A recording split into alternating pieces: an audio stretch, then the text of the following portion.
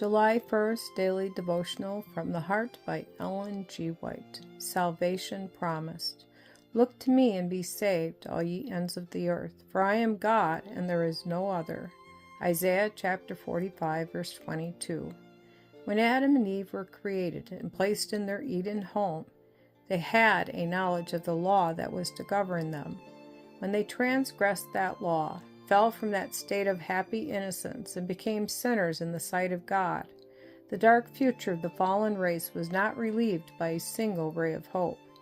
Because of the transgression of the divine law, paradise was lost to the human family, the curse was pronounced upon the earth, and the reign of death commenced.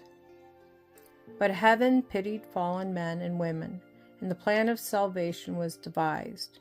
When the curse was pronounced upon the race, in connection with the curse, there was given the promise of pardon through a Savior who was to come. This promise was the star of hope that lighted up the gloom that, like the pall of death, hung over the future of Adam's descendants and of the world which was given them as their dominion. The gospel was first preached to Adam and Eve in Eden. They sincerely repented of their guilt, believed the promise of God, and were saved from utter ruin.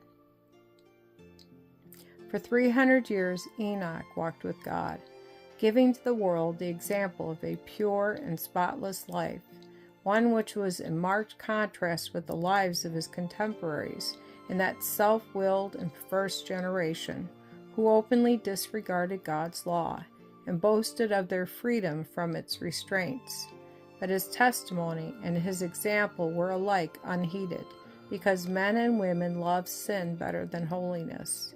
Enoch served God with singleness of heart, and the Lord communicated to him his will, and through holy vision revealed to him the great events connected with Christ's second appearing.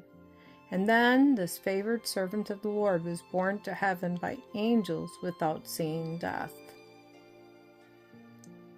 At length the wickedness became so great that God could no longer bear with it, and he made known to Noah that because of the continual transgressions of his law, he would destroy those whom he had created by a flood of water, which he would bring upon the earth.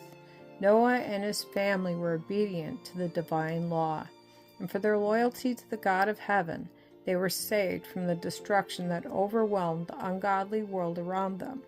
Thus the Lord preserved to himself a people in whose hearts was his law.